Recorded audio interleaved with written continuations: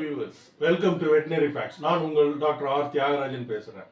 இந்த பதிவில் நான் உங்களுக்கு சொல்ல விரும்புகிறது, கன்றுகளில் பெருமளவுக்கு சாவுக்கு காரணமாக இருக்கிற முடிப்பந்துகள் அது எப்படி உருவாகுது, அதுக்கான காரணம் என்ன, என்ன தீர்வு அப்படிங்கிறத நம்ம பார்ப்போம்.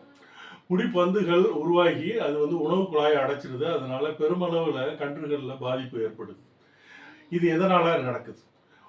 கன்று குட்டிகளோட கொட்டகையை பார்த்தோம்னா சில சமயங்களில் கன்று மற்றொரு கன்றை நக்கிக்கிட்டு இருக்கும், அந்த கன்று இன்னொரு கன்றை நக்கிக்கிட்டு இருக்கும். இது ஒரு செயின் ரியாக்ஷன் மாதிரி ஒரு வளைவாக குரூப்பாக எல்லாம் ஒன்று நக்கிக்கிட்டே இருக்கும். இதுக்கு காரணம் என்னன்னு பார்த்தா தாது உப்பு குறைபாடு தான். தாது உப்புக்கள் பொதுவாக புல்கள்லேருந்தும் பசும் புல்லுலேருந்தும் உலர்ந்த புல்லுலேருந்தும் கிடைக்குது. ஆனால் மண்ணிலேயே தாது உப்போட அமௌண்ட் கம்மியாக இருக்கும்போது புல்லுலையும் உலர் புல்லுலையும் அதோட அமௌண்ட் ரொம்ப கம்மியாக இருக்கும். இதுக்கு காரணம் என்ன? அதை நீங்கள் உங்கள் டிஸ்ட்ரிக்டில் இருக்கிற மண் ஆராய்ச்சி நிலையத்தில் போய் கேட்டிங்கன்னா உங்கள் ஏரியாவில், உங்கள் பண்ணை இருக்கிற ஏரியாவில் இருக்கிற மண் எந்த அளவுக்கு தாது உப்புல குறைபாடோடு இருக்குங்கிறத அவங்க சொல்லிடுவாங்க. அவங்களுக்கு எல்லா டேட்டாவும் இருக்குது. அதனால் ஒவ்வொரு டிஸ்ட்ரிக்ட்லேயுமே மண் ஆராய்ச்சி நிலையத்தில் போய் நீங்கள் கன்சல்ட் பண்ணுறது அவசியம். அப்புறம் உங்களுக்கு தெரிஞ்சிடும் அவங்க பண்ணை இருக்கிற இடத்துல மண்ணில் எங்கே புல் வளர்க்குறீங்களோ அங்கே எந்த தாது உப்பு குறைபாடு உள்ளதுங்கிறத நீங்கள் கண்டுபிடிச்சிடலாம். அதுக்கு ஏற்ற மாதிரி நீங்கள் தாது உப்பு கட்டிகளை வாங்கிக்கலாம்.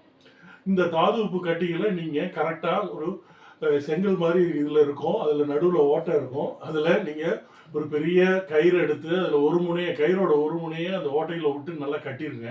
இன்னொரு முனையை உத்தரத்தில் கட்டிடுங்க. பண்ணையோட கன்று கொட்டகையோட உத்தரத்தில் கட்டி கரெக்டாக கன்று குட்டி நக்கிற மாதிரி அதோட ஹைட்டுக்கு ஏற்ற மாதிரி நீங்கள் தொங்க விட்டுருவோம். தொங்க விட்டிங்கன்னாக்கா அதை நக்கி அதுக்கு தேவையான தாது உப்புகள் தேவை இருக்கும் போதெல்லாம் அது அந்த தாது உப்பு கட்டிகளை நக்கும். இதனால் அது மற்ற கன்றுகளை நக்காது. ஏன் மற்ற கன்றுகளை நக்குதுன்னா, அந்த தாது உப்பு குறைபாடுனால மற்ற கன்றுகளோட வியர்வையெல்லாம் காஞ்சி உப்பாக இருக்கும்.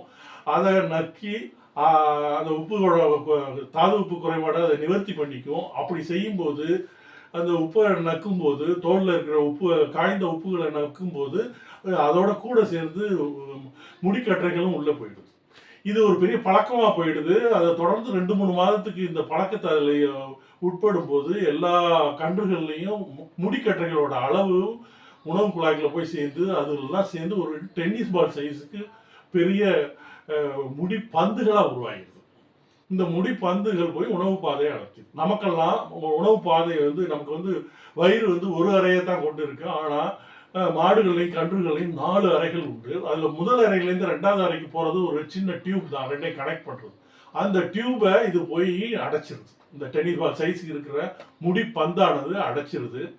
அதனால் பெருமளவு சாவு ஏற்படுது. பண்ணையாளர் ஒரு குழப்பத்தில் இருப்பார். எதனால் கன்றுகள் சாவுதுன்னு. அதுக்குள்ள மலமளமலன்னு நிறைய கன்றுக்குட்டிகள் செத்து போயிடும்.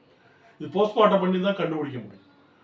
ஸோ அதனால் எல்லாம் எக்ஸ்ரே எடுத்து பார்த்து கண்டுபிடிக்க முடியும். அதனால் நீங்கள் உங்கள் ஏரியாவில் தாது உப்பு குறைபாடு இருக்குன்னா நிச்சயமாக தாது உப்பு கட்டிகளை தொங்க விடணும் கன்றுக்குட்டிகளோட ஷெட்டில்.